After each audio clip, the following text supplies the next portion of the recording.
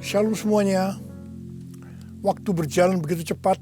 Dengan tidak terasa tanggal 4 September tahun 2020, keluarga besar GBI Jalan Jenderal Gatot Subroto berumur 32 tahun. Dimulai dengan satu gereja di Gedung Karsa Pemuda Senayan, Jakarta yang berjumlah sekitar 400 orang.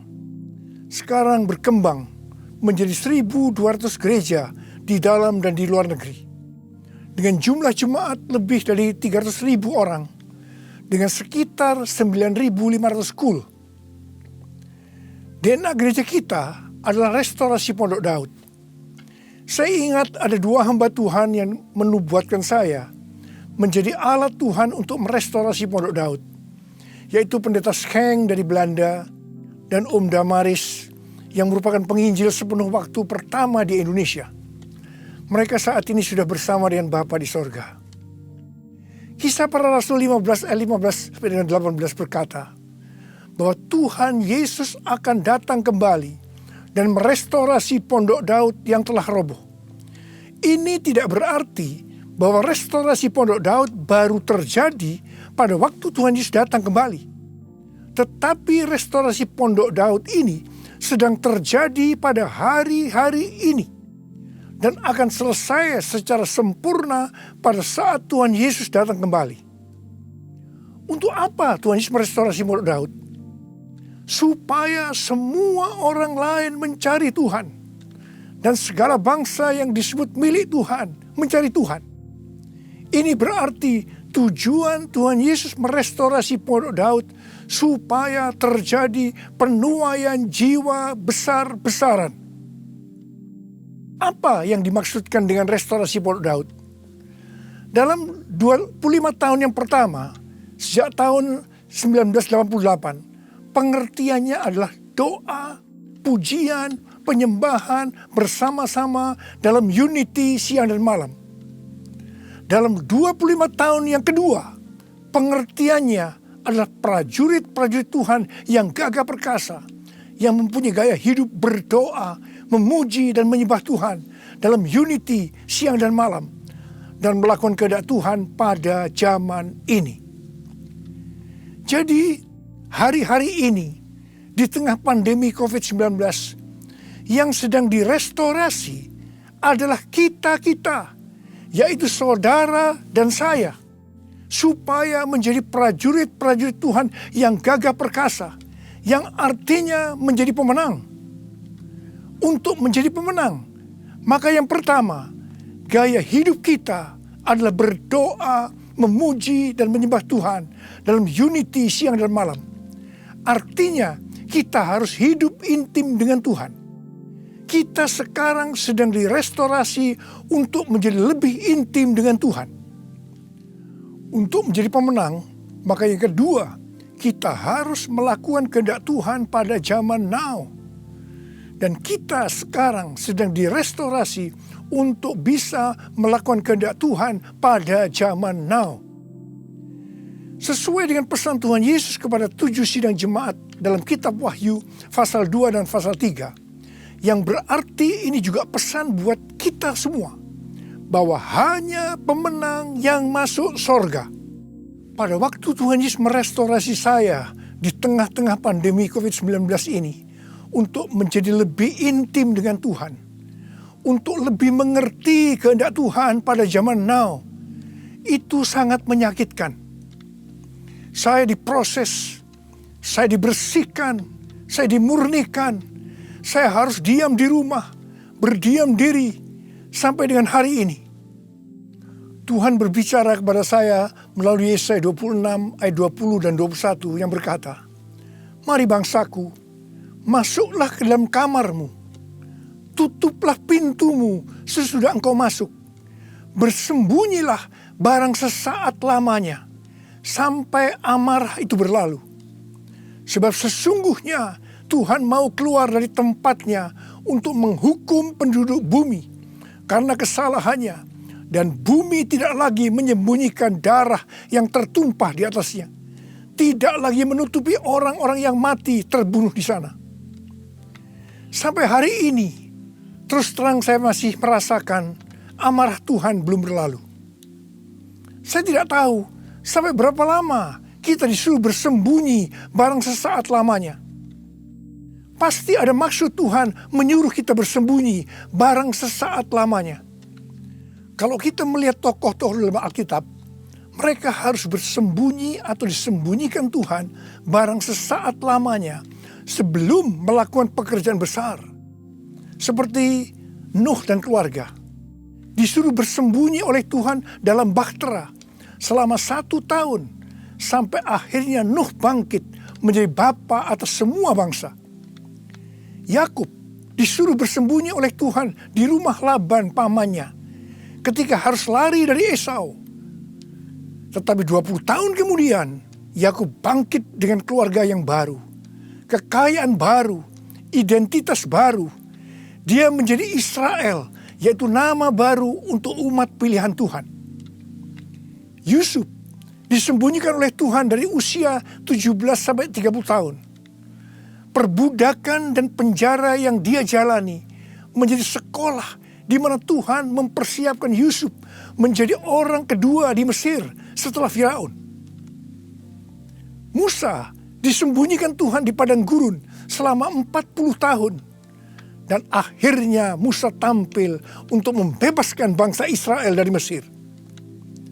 Daud disembunyikan Tuhan selama 15 tahun setelah dia diurapi menjadi raja Israel. Ketika Daud akhirnya naik takhta, dia telah menjadi orang yang berkenan di hati Tuhan.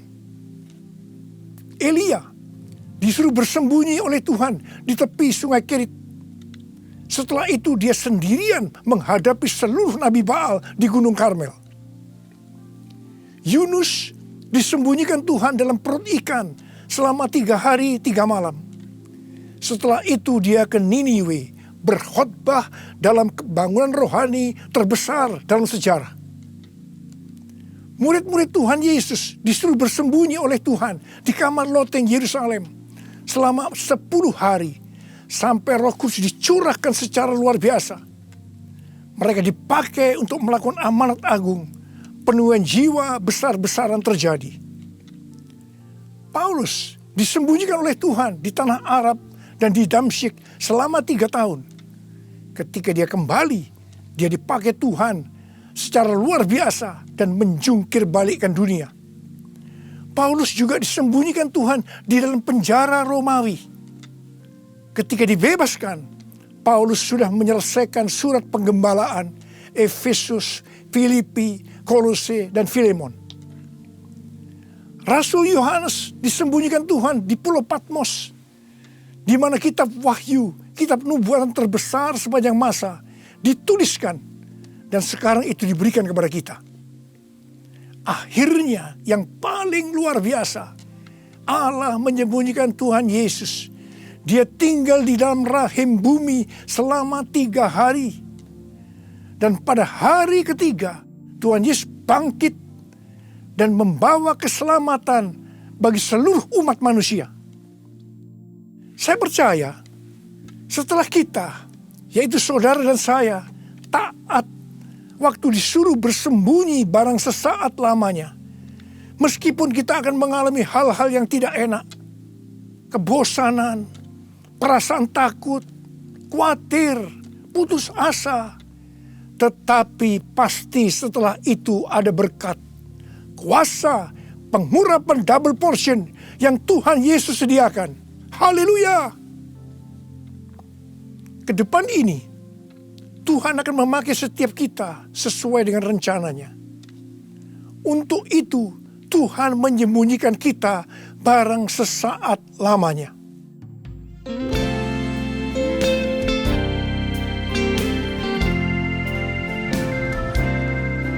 Tuhanku, ya Allahku, Engkau perlindunganku. Hanya kepadamu ku bersujud. Tuhanku, ya Allahku, Engkau perlindunganku.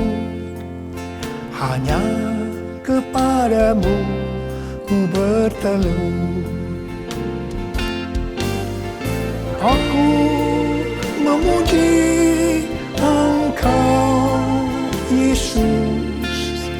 menyembah kepadamu.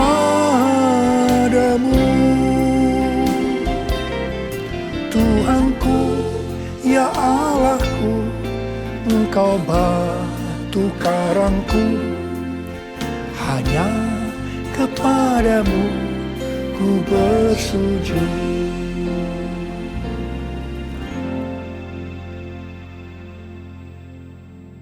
Tadi dikatakan, untuk menjadi pemenang, maka ada dua hal yang harus dilakukan.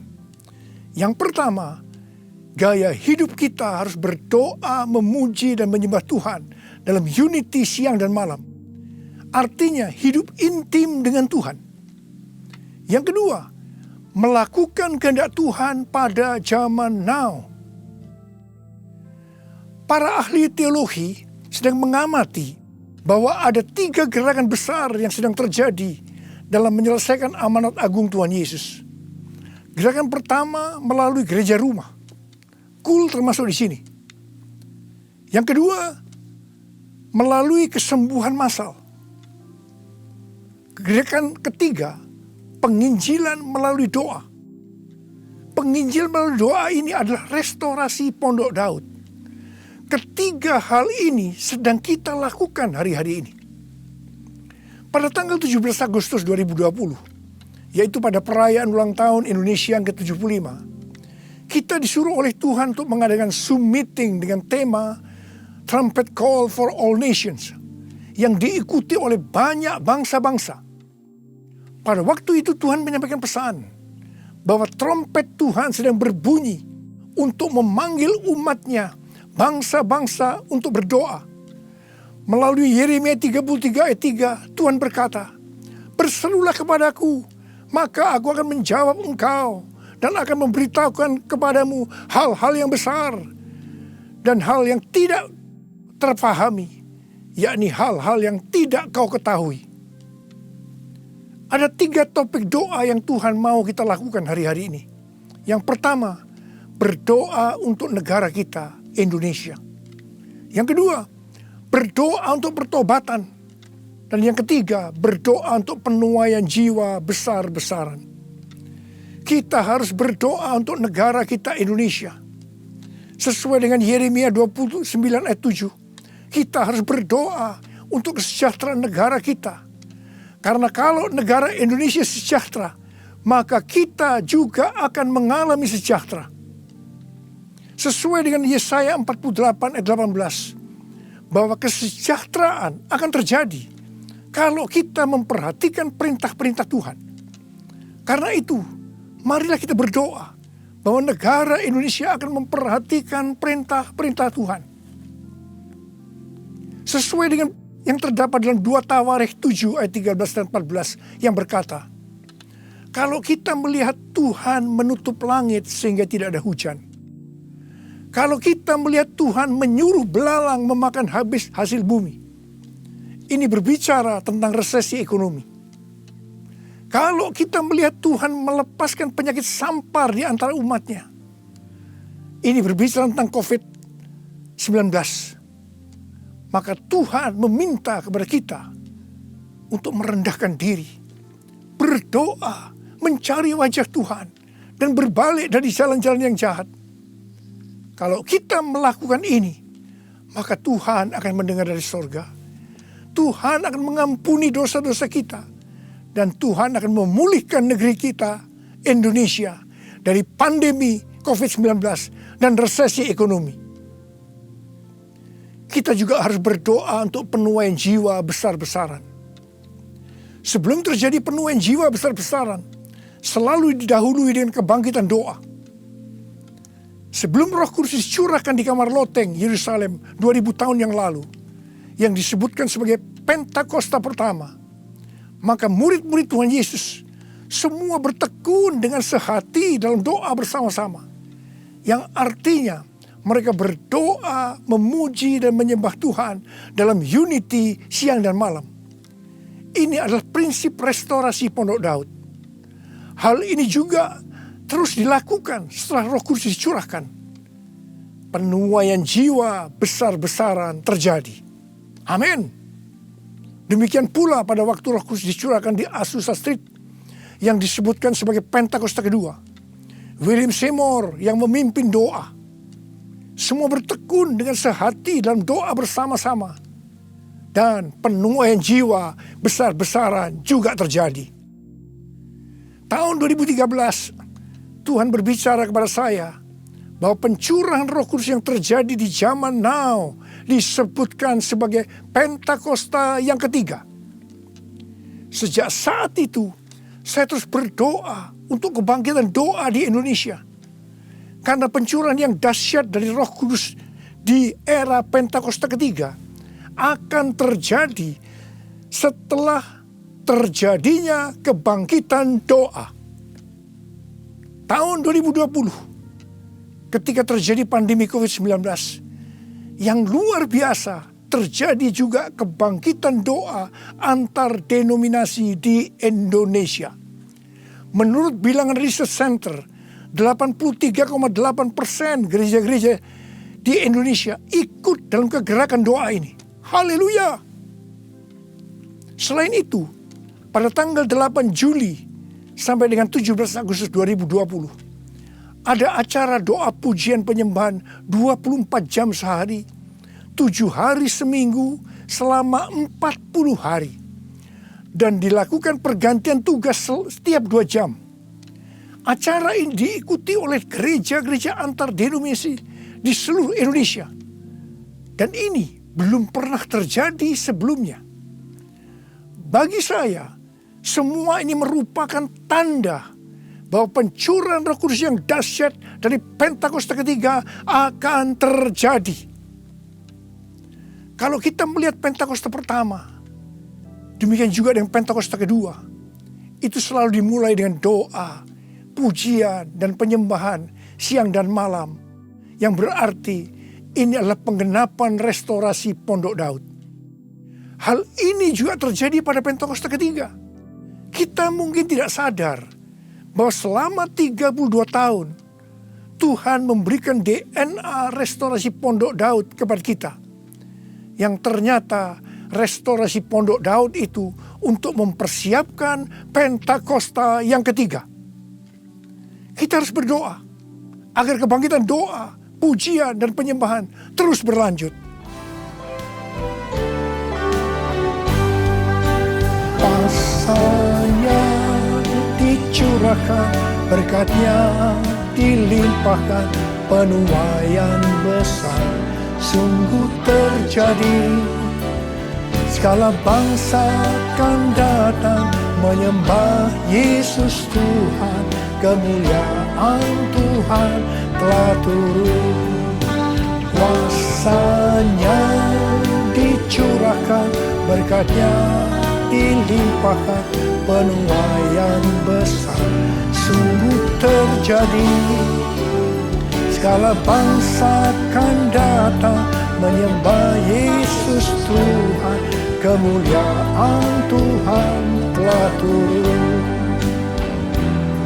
Kemuliaan Tuhan telah turun. Tuhan berkata mengenai Daud, bahwa Daud adalah orang yang berkenan di hati Tuhan dan yang melakukan kehendak Tuhan. Jadi Tuhan berkenan kepada Daud karena Daud melakukan kehendak Tuhan. Kehendak Tuhan yang mana? Alkitab berkata bahwa Daud melakukan kehendak Tuhan pada zamannya. Kalau kita merindukan hidup kita berkenan di hati Tuhan, maka kita harus melakukan kehendak Tuhan pada zaman now. Apa kehendak Tuhan pada zaman now? Yang pertama, pada waktu Tuhan Yesus ditanya oleh murid-muridnya tentang tanda kedatangannya dan tanda kesudahan dunia, salah satunya Tuhan Yesus menjawab dari Matius 24 ayat 14 yang berkata, dan Injil kerajaan ini akan diberitakan di seluruh dunia menjadi kesaksian bagi semua bangsa. Sesudah itu barulah tiba kesudahannya. Tuhan Yesus akan datang kembali setelah Injil kerajaan diberitakan ke seluruh dunia menjadi kesaksian bagi semua bangsa. Tuhan Yesus pasti datang kembali. Yang percaya katakan amin. Karena itu Tuhan Yesus memberikan amanat agung kepada murid-muridnya dengan berkata di dalam Matius 28 ayat 19 dan 20. Karena itu pergilah, jadikan semua bangsa muridku dan baptislah mereka dalam nama Bapa dan Anak dan Roh Kudus, dan ajarlah mereka melakukan segala sesuatu yang telah kuperintahkan kepadamu. Dan ketahuilah, aku menyertai kamu senantiasa sampai kepada akhir zaman. Tuhan Yesus memberikan tugas kepada kita untuk menyelesaikan amanat agung dengan kuasa dari Roh Kudus. Ini kehendak Tuhan pada zaman now. Yang kedua, kehendak Tuhan pada zaman now adalah sebagai berikut. Dari tanggal 19 September tahun 2020 sampai dengan 7 September 2021, menurut kalender Ibrani, kita memasuki tahun 5781 yang disebutkan dengan P Alef. P Alef artinya 81. P menggambarkan sebuah mulut, di mana peranan mulut adalah untuk memuji, meninggikan, mengucap syukur kepada Tuhan, melepaskan berkat, bukan dipakai untuk berbicara hal-hal yang kotor, gosip, porno, kepahitan, menjalikan orang lain, hoax, dan lain-lain. Alef adalah angka 1, suatu permulaan yang baru. Yohanes 1 ayat 1 berkata, pada mulanya adalah firman. Firman itu bersama-sama dengan Allah, dan firman itu adalah Allah.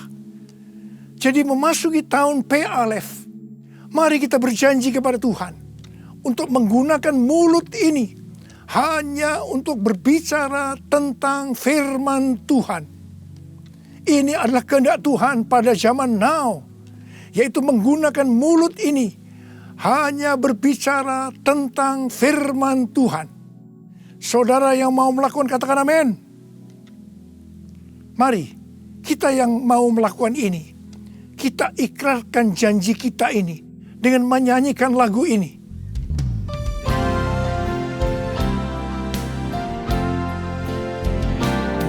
Mulutku penuh dengan pujian kepadamu ya Yesus Tuhan. Sepanjang hari ku beri penghormatan kepadamu ya Allahku. Mulutku penuh dengan pujian kepadamu ya Yesus Tuhan. Sepanjang hari ku beri penghormatan kepadamu ya Allahku. Kepadamu ya Allahku. Uriala basyarala bala bala bala bala. Uriala bara bara bara bara bara bara bara bara. Uriala bara bara bara bara bara bara bara bara. Oh Yesus, saya mau berdoa buat saudara. Ada berapa banyak di antara saudara yang saat ini sedang disuruh oleh Tuhan bersembunyi barang sesaat lamanya. Mungkin saudara mengalami ketakutan, kebosanan, mungkin kecewa, mungkin ada yang putus asa. Tapi ketahuilah, Tuhan menyuruh kita, menyuruh saudara bersembunyi barang sesaat lamanya untuk merestorasi saudara, untuk menjadi prajurit-prajurit Tuhan yang gagah perkasa, untuk menjadi pemenang, dan hanya pemenang yang masuk surga. Tuhan, berikanlah damai sejahtera-Mu buat anak-anak-Mu Tuhan. Kasihani mereka ya Tuhan, kasihani. Sudah lama Tuhan mereka sedang menunggu-nunggu ini. Terima damai sejahtera Tuhan, terima kesembuhan, terima mujizat Tuhan. Oh ralabashikarabalabalabalau. Tuhan terima kasih. Ya Tuhan terima kasih. Tuhan terima kasih. Tuhan terima kasih. Terima kasih Tuhan. Terima kasih. Dalam nama Yesus. Amin.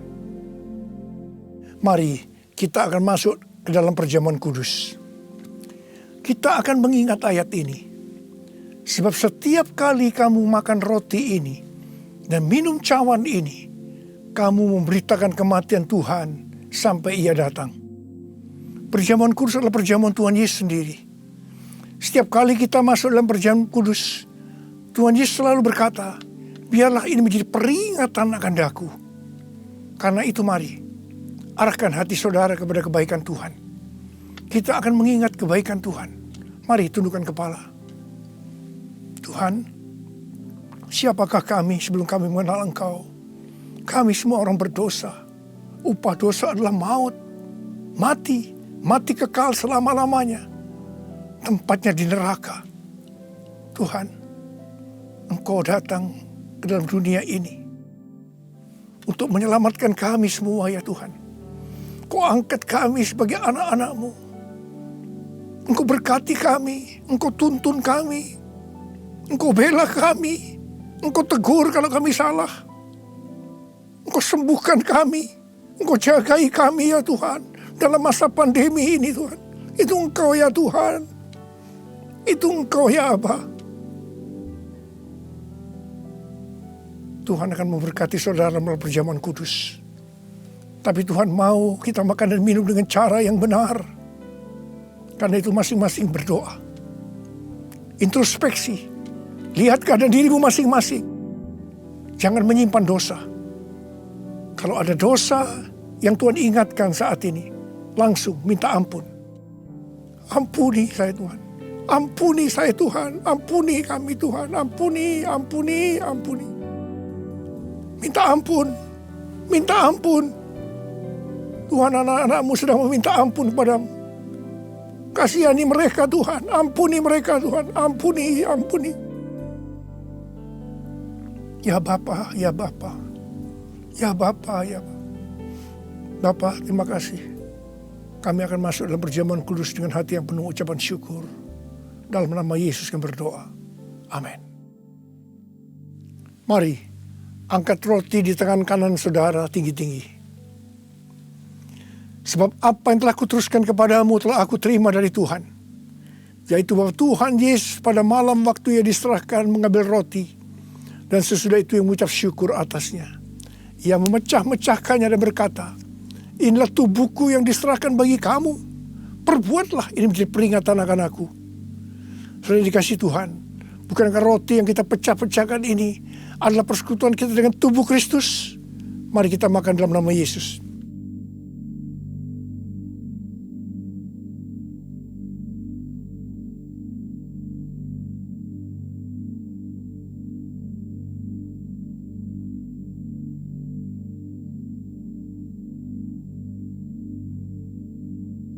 Mari, angkat cawan di tangan kanan saudara tinggi-tinggi.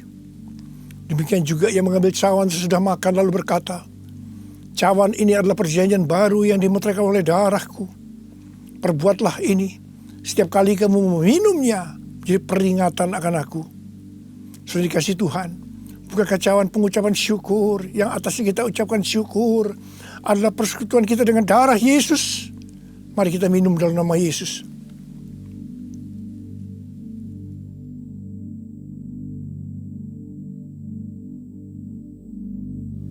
Mari, angkat tangan saudara. Ucapkan syukur dengan suara. Jangan diam. Tuhan terima kasih. Tuhan terima kasih. Kami bersyukur ya Tuhan. Buat kebaikan-Mu ya Tuhan. Kami bersyukur ya Tuhan. Kami bersyukur ya Aba. Kami bersyukur. Terima kasih ya Tuhan, terima kasih. Terima kasih Yesusku. Terima kasih Yesusku. Puji syukur hanya bagi Tuhanku. Terima kasih Yesusku. Terima kasih Yesusku. Puji syukur hanya bagi Tuhanku.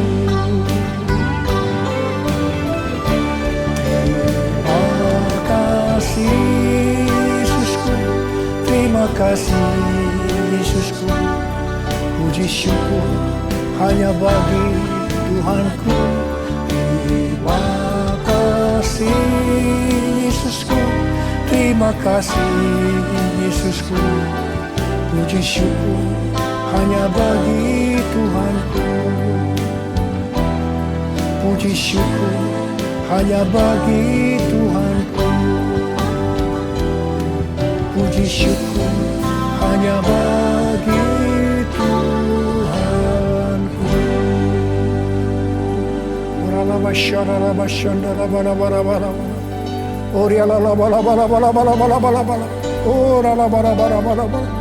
Oh Jesus, Jesus, Jesus, Jesus, Jesus. Tuhan Yesus, Tuhan Yesus, Tuhan Yesus.